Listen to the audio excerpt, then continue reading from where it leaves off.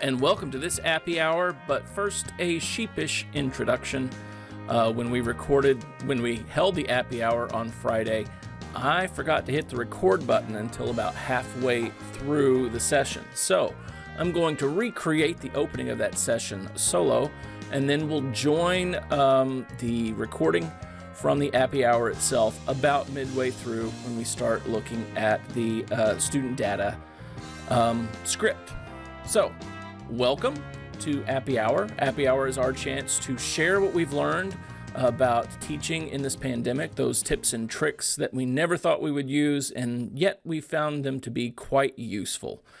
So today, I'm going to be talking about TamperMonkey, and we're going to use TamperMonkey to hack Canvas.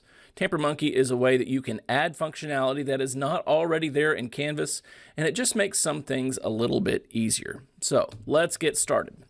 So what is TamperMonkey exactly? Well, TamperMonkey is a Chrome plugin. It works in the Chrome web browser, and what it does is it adds functionality to a web page through JavaScript. So you load the web page into your browser, and then the JavaScript goes to work on the information that's in your browser page. To use it, you have to do two things. One, you have to install TamperMonkey, but then you also have to go out and find scripts to put into TamperMonkey that will run on the pages you want them to run on. So there's two parts to it. You need TamperMonkey, and then you need the scripts inside TamperMonkey to extend the functionality of Canvas. We're going to look at two of those scripts today. The two scripts that we're going to look at are a rubric uploader, something that you can use to upload a rubric from a spreadsheet into Canvas. And then we're going to also look at the complete student access report script, which will allow you to pull an access report for all the students in a class rather than have to look at them individually.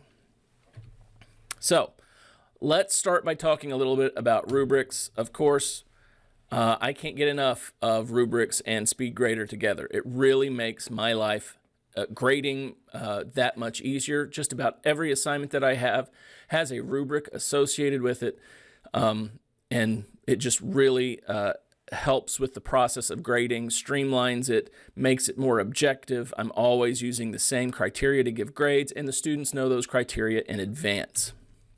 But what I found is that creating rubrics in Canvas is very clicky.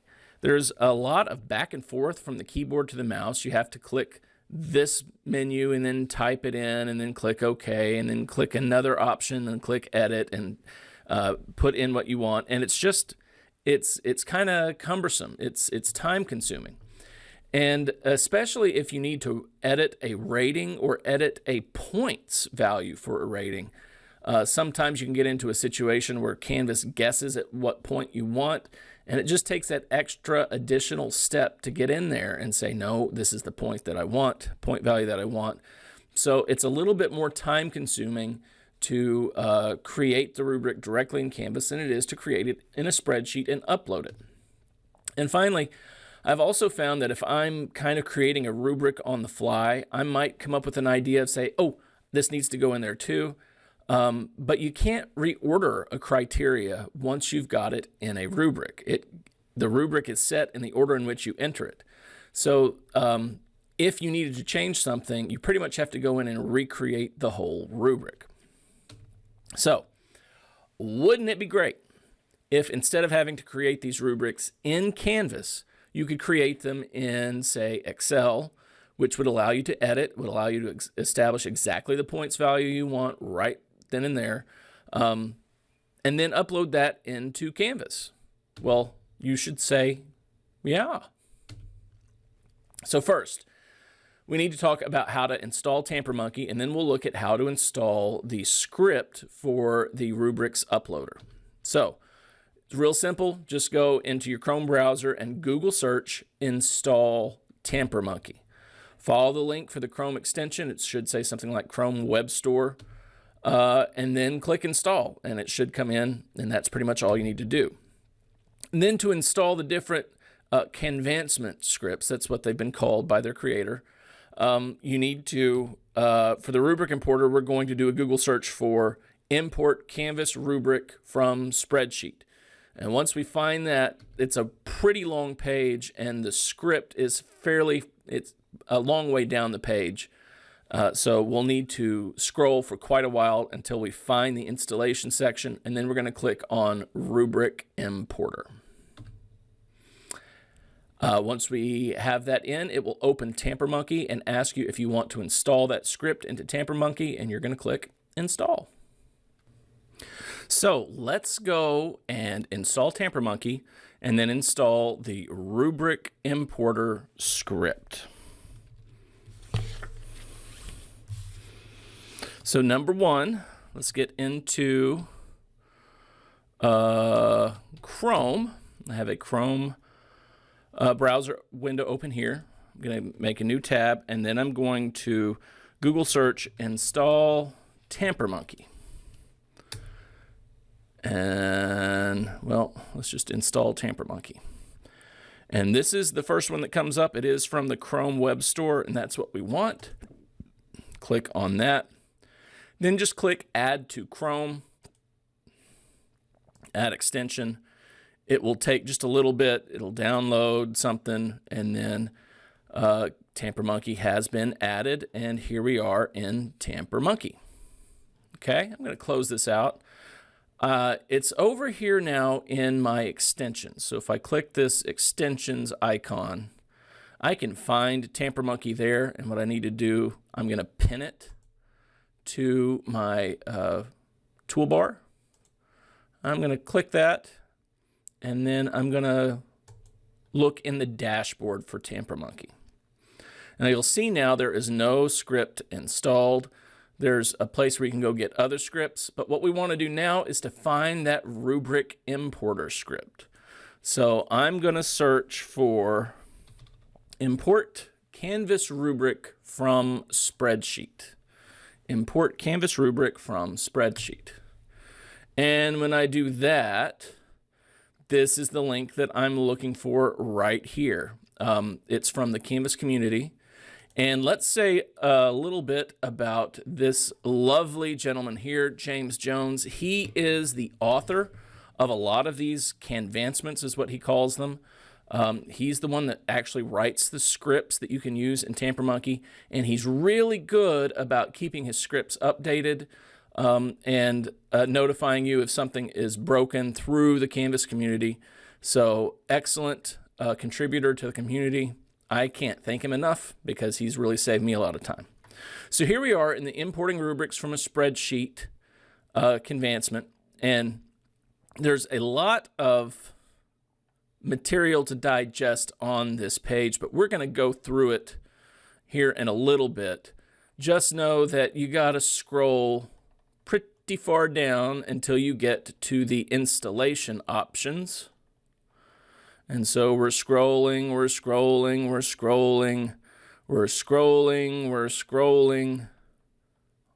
Not there yet. Not there yet. Not there yet. Here we are, okay?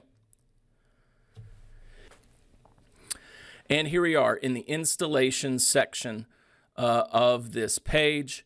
We've already installed TamperMonkey, so now what we want to do is install the Rubric Importer user script. All you got to do is click this link, and it will actually open TamperMonkey up, your installation of TamperMonkey, and give you the option here to install. So we'll click this install link, and now when we go to our TamperMonkey dashboard, refresh it, we see that we have Rubric Importer as one of our scripts, and it is enabled. Now, should you want to disable it for any reason, you can just go into your TamperMonkey dashboard. Let me show you again how to do that. So here's the TamperMonkey extension, and then I'm going to click on Dashboard. And I can disable that by sliding that toggle. And so now that script is disabled and it won't work, and then if I want to turn it back on, boom. So if there's a reason why you don't want it to run, you still have the option of turning it on and off. So we have the Rubric importer script now installed, and let me show you what it's going to do. Let me get into a sandbox here, and I'm going to go into my Rubrics index in my sandbox course, and you will see something on my screen that you don't have on yours. Import Rubric. Why is that there? That button is there because of TamperMonkey using the script on this page. When you click the Import a Rubric, you're asked to give it a name. And then you need to paste in your tab delimited rubric into that text box.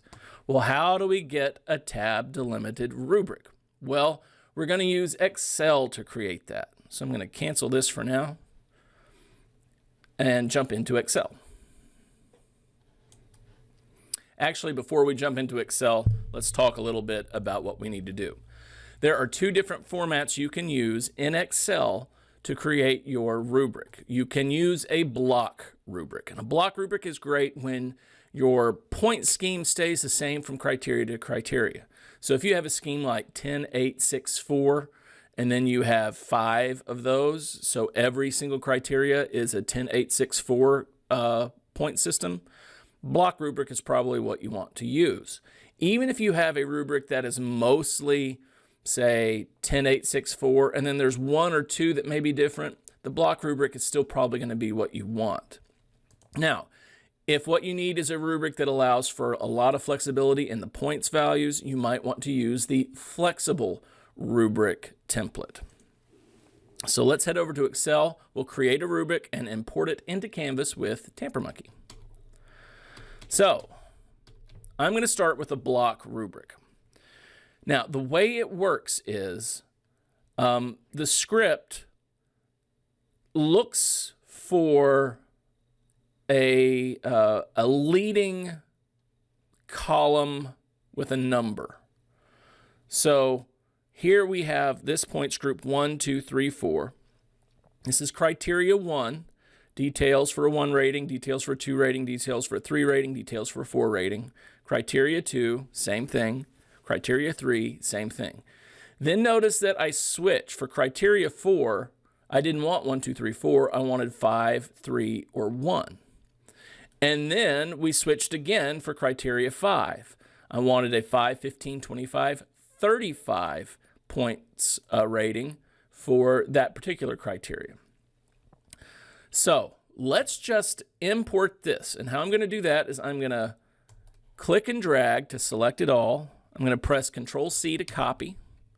Now I'm going back over into my rubrics index. I'm going to click on Import Rubric, and I'm going to call this Block Example 1.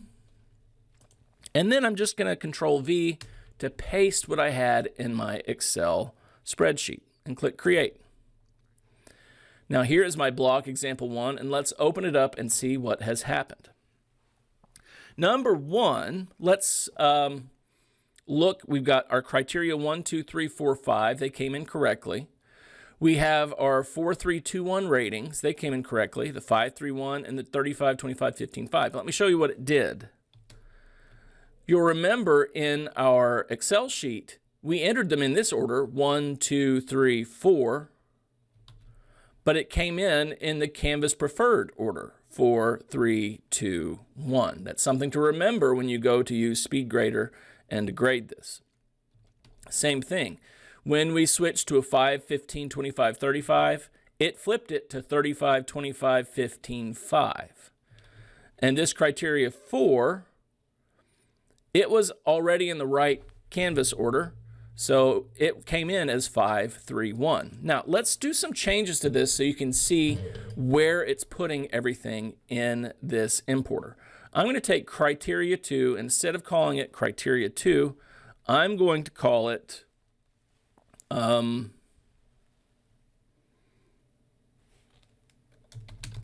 imagination. All right. And then instead of saying details for rating 1, I'll say no imagination. For rating 2, I'll say some imagination. For a rating 3, I'll say A great deal of imagination. And for level 4, I'll say Walt Disney walks among us. Okay, so we've edited criteria 2 to be called imagination, and we've edited these details underneath the points values. And let's see what happens. Let's import this as a rubric. We'll copy that, jump back into our rubric index, click import rubric. I'm going to call this block example 2, paste it, create, and now we'll open block. Don't show again. Okay. Block example 2. And there it is. Instead of saying criteria 2, it now says imagination. And Walt Disney Walks Among Us is worth 4 points. A great deal of imagination is worth 3 points. Some imagination is worth 2 points. And no imagination is worth 1 point. All right? So that's how this, changing items in this, shows up in your rubric. Now, I can also, let's say I didn't want that imagination to be the second item. Let's say I wanted it to be the last item. So I'm going to, well, first I'll escape.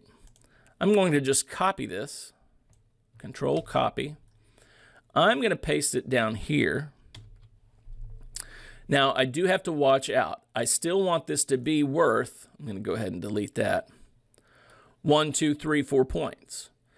If I import it as it is, they will be worth 5, 15, 25, 35, because the importer looks up the column to the first number it finds and assigns that point value. So I'm going to go ahead and put my 1, 2, 3, 4 back in there. And we'll do this as example number 3. Cancel rubric, import rubric, block example 3, paste it, create. And there we have it. We've moved imagination down the page. All right, so this can be really handy to just create your rubric in Excel and then import it once you get it in the format you like it. All right, let's take a look at the other form of rubric format that we'll import, and that is the flexible rubric format. Now, in the flexible rubric format, you have your criterion 1, the long description, and then pairs of columns for the rating 1 and the points for the rating 1, rating 2 and the points for rating 2, rating 3 and the points for rating 3, 4, 5. You could go on and do 15 different ratings if you wanted to. Okay, so let's just look at this real quick. We've got criterion 1, the long description for criterion 1, the text that will appear for the rating 1, and that rating will be worth 4 points. The text that will appear for rating 2, and that rating will be worth 3 points. The text that will appear for rating 3, and that rating will be worth 2 points. The text for rating 4, that rating will be worth 1 point. Text for rating 5, that rating will be worth 0 points. Okay? And then when we import it, here's criteria 2. Here's my overlong description of what I'll be looking for in this category. And then same thing. Rating 1 is wowza. It's worth 25. Neato is worth 18. Interesting is worth 12. No is worth 8. And nope is worth 3. Now notice, these are in canvas order with the highest ratings. First, 4, 3, 2, 1, 25, 18, 12, 8, 3. But here, for criterion 3, I'm confused is worth 2 points. I'm with you, but is worth 6 points. Things are clear is worth 18 points. Great, clear and concise is worth 25 points. These are in reverse order. We'll see what happens when we copy and paste this into the rubric importer. And we're back here. Go to my rubrics index, import rubric. This will be flexible example 1. Paste it in there, create. flexible example 1, and there you have it. Criterion 1, and then the long description. I can, of course, change Criterion 1 to be a better name. It's reordered everything into the Canvas order: 43210, 25181283, 251862, 5321. Okay, so it imported it rather well. That's how that works. I do want to show you one more thing with the block rubric example. Let's say for criteria 3, it was just a rating of 1 and 4. Well, if I simply leave these cells empty, it will import criteria 3 as just 2 options, a 4 or a 1. So let's try that. Again, this is the block example. Control copy. Rubrics. Import a rubric. This will be block example 4. Paste. Create. And there you see that criterion 3 just has 2 options now because these cells were blank. So I hope that shows you kind of what can be done with this rubric importer. I will say I wish there were a companion script to this, and that would be the rubric exporter, to get those rubrics in a tab delimited file that you could edit in a spreadsheet software. That would allow you to take a rubric that's on Canvas, take it off, put it onto an Excel sheet, and then make your edits so that you could upload it back.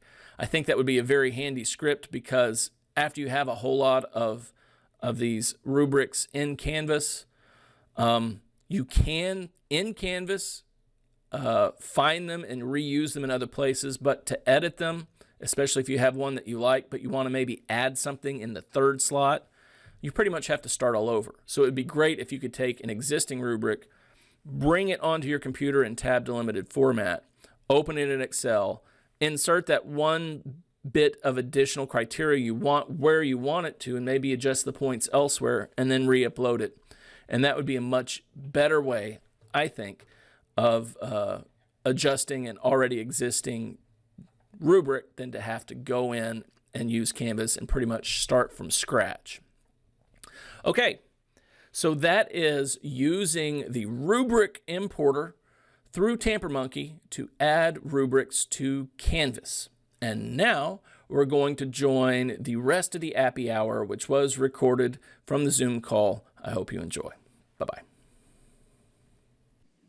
Let's look. We'll install it and see it in action.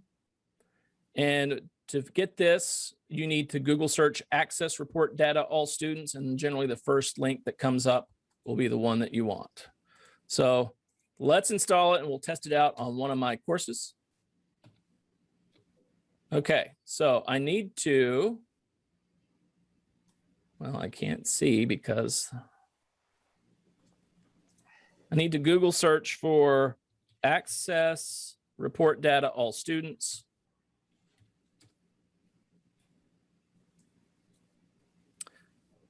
And again, this Canvas community is generally the one you want. Click on that. And it's our friend James Jones again. Thank you, James. This is really a very helpful script. So here the install is a little bit closer to the top. Install the Access Report Data User script. I click that there. Then I click Install in TamperMonkey. Got it. Thank you. And now if I look at my TamperMonkey dashboard, I see that I have 2 scripts. Okay, so I'm going to go into one of my courses and show you how great it is. Not my course, but the script. So I have collected a lot of videos and put them in assignments for my students. So in this 7th chord video, I've got, you know, a bunch of videos. They have no excuse for not knowing the fingerings because I've shown them the fingerings. So I might want to know, all right, who has actually seen this page, T3 7th chord inversions. So I'm going to go to the People tab. And now, because of TamperMonkey, I have an additional button that wasn't there before. Access Report Data. I'm going to click on that. It downloads it. I'm going to open it up in Excel. It'll take a second.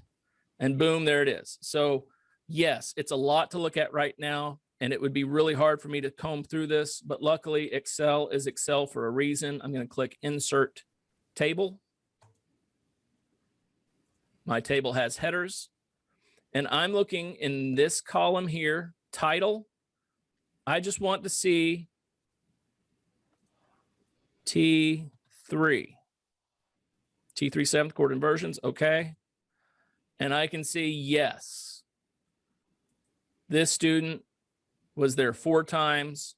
This student was there 11 times. This student was there 5 times. Now there are more students than that in this class. So I know that these students have seen it and that nobody else has. Interestingly, we have a quiz coming up, which is assignments, T4 major and minor scales and arpeggios. It's also got all kinds of user videos, tutorials loaded. But when I look at that access report data, if I look for T4, there are no matches. That's because no one has clicked on that page yet. So that's something that we can talk about the next time I see them in class. Okay, so do you see how that could be very useful to be able to go in and see exactly which pages students have seen. Now, it won't tell you, like I have YouTube videos embedded in those pages. It won't tell you that they watched the video. It won't tell you how long they watched the video. I think it gives you the number of times they viewed it and the last time they accessed it. And it's, the data there is good to know, but there are some things it just can't do. We have other tips, other tricks for making sure students have actually watched the video. Lydia, what was it Loom or Vizia? Edpuzzle was one of them. And I believe Tammy did one on Loom as well. And it will actually track that the students have watched the video or not, and when they skipped ahead or how they interact with that video. So this will just tell you if they've seen a page. Okay. So I've had to do this a couple of times for faculty. There was an instance where somebody had published a page too soon and they didn't want the information out. Actually, it was a quiz. Had published it too soon and didn't want people to know that it was out, and needed to know, okay, who actually saw that to know whether they needed to redo the quiz or not. So there's a lot of use cases for that particular script. All right. Questions about the get access data? Let me show you, where are you? I'm going to do a Google search for Canvancements James Jones. And I wanted to go to this GitHub repository to show you the list of all of these that he has put together. So you can see about when they were added and about the last time that they've been used. I don't think we can see your screen. Oh, my bad. Thank you. Share screen, share. There we go. Okay. So we have an announcements script that he has created. Again, I haven't looked at many of these to see, but there are some assignment scripts that he's created. You might want to go through and see some of the other ones. Here's one with discussions. This script adds a link. Say again?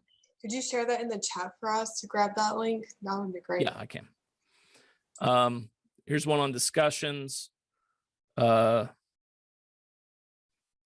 This script adds a link back to the course page and the parent discussion page for discussions. I think he did this one because he was having to click multiple times to jump between discussion threads for groups.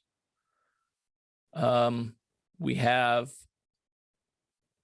this needs grading script replaces the 9+ in your to-do list with the actual number. Kind of nice. There's, of course, the rubrics one, but there are two rubrics. There's the importer rubric, which we talked about, but then there's also this sort rubric. This is one I'm probably going to be looking at because I have so many different rubrics and they all appear in the order of, I believe, your courses. So I'm going to be looking into this one and seeing what else it will do. And let's see. Oh. I'll add that to the chat. This is getting dangerous because if you start thinking how many things you can hack, Yeah. it's like, I like that announcements feature because I use announcements a lot, and a lot of other things like really interesting. So I feel like I'm going to go down a rabbit hole on this. Careful, careful, Mason. Yeah. Certain people don't like you playing on GitHub. Who doesn't like me playing on GitHub? Who could fault me for wanting to play on GitHub? Oh, goodness. All right, one more quick tip, and this is more about Excel than it is about these scripts, and that's how to quickly find some of the information you want by using a pivot table. So, oh, I need to share my screen again, sorry.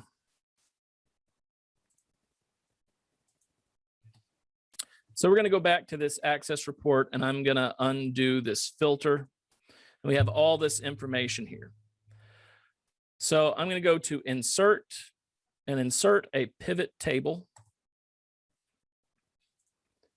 And then what I'm going to do is drag a sortable name into rows. And that gives me the names of the students. I'm going to grab title and pull that into the filter. And then I'm going to, maybe this time I want to see last access date. So it will give me a count of, actually, I probably need to, how's that going to work? Put it there. And then when I say, okay, I want to know who looked at the 8-1 PowerPoint and practice agenda. And I can see now that only one student, and the last time they saw it was 3/16. If I put that, yeah, that's not going to work. Let me add views instead. So now this will tell me that Riley saw it twice.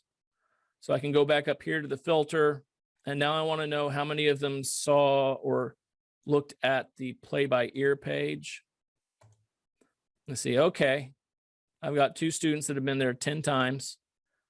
It just makes it a little bit quicker to find what you're looking for. You can also filter not just by title, but you can filter by last activity. So you could do a range of dates there. So I might want to go ahead and say all, and then here.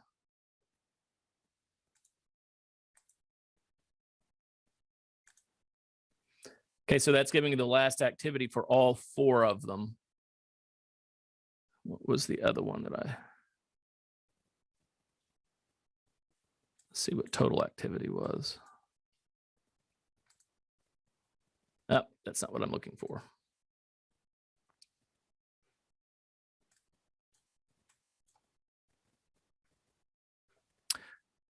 Okay, so I'm looking at the wrong thing, but let me do this views again. Views makes a lot of sense.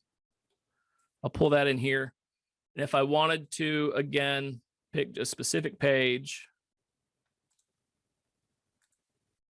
I see that only one student has seen that page, but she's seen it 24 times. I can double click on this 24 and it will bring up the specific information if I wanted to know more about the first time and the last time she accessed it. I can see that information. So you can get to all the information pretty quickly just by double clicking. Let me pick a different page. Let me do that. T3 again. So if I want to know specifically about Caitlin Smith, when was the first time and when was the last time, I can double click this 11 and it will pull up her row in that report. And I can see first access and last access right there. So it can be pretty handy using a pivot table to mine that larger bit of access report data that you have here. Okay, that's it for me. Last questions about TamperMonkey?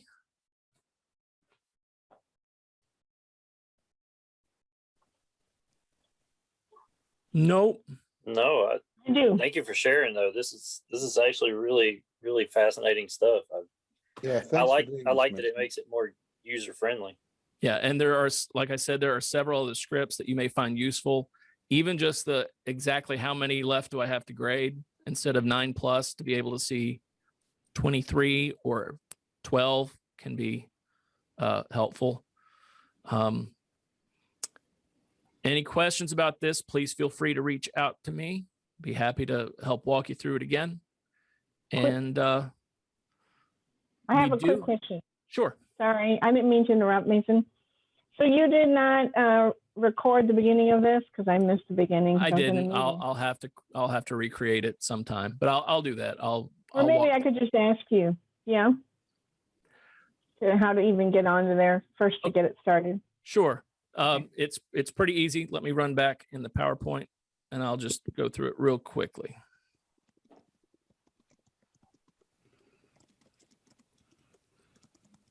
So for TamperMonkey, can you see that? I'm not No, sure. you're not sharing it. Yeah.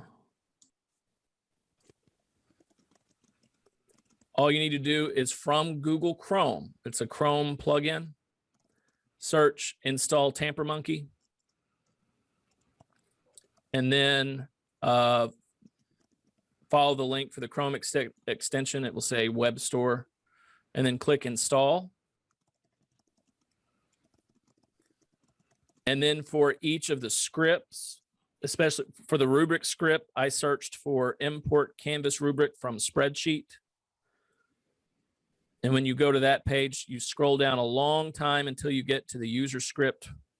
Then you click on it and it opens up TamperMonkey for you. And then inside of TamperMonkey, you click install.